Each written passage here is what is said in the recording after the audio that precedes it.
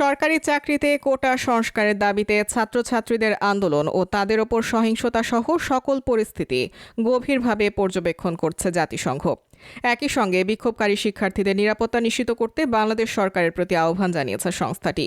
নিয়মিত ব্রিফিংয়ে সাংবাদিকদের প্রশ্নের জবাবে এসব কথা বলেছেন জাতিসংঘ মহাসচিব অ্যান্তোনিও গুতেরেসের মুখপাত্র স্টিফেন ডুজারিক। প্রশ্ন, বাংলাদেশে সরকারি সিভিল সার্ভিসে তথাকথিত কোটা পদ্ধতির পরিবর্তে মেধাভিত্তিক নিয়োগ ব্যবস্থার জন্য দেশব্যাপী বিক্ষোভ চলছে। নিরাপত্তা রক্ষাকারী বাহিনীর সঙ্গে সরকারি দলের ছাত্র সংগঠন ছাত্রলীগ হামলা করেছে বিক্ষোভকারীদের ওপর। এতে কমপক্ষে ৬ জন শিক্ষার্থী নিহত হয়েছেন। এই পরিস্থিতি সম্পর্কে মহাসচিব কি অবহিত?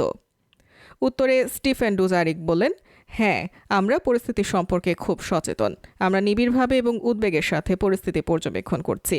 আমি মনে করি বাংলাদেশে হোক বা বিশ্বের অন্য কোথাও মানুষের শান্তিপূর্ণভাবে বিক্ষোভ করার অধিকার রয়েছে।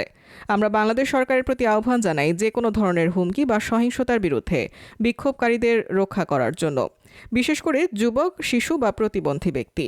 আমরা মনে করি শান্তিপূর্ণভাবে বিক্ষোভ করতে পারা একটি মৌলিক মানবাধিকার এবং সরকারের উচিত সেই অধিকারগুলিকে রক্ষা করা।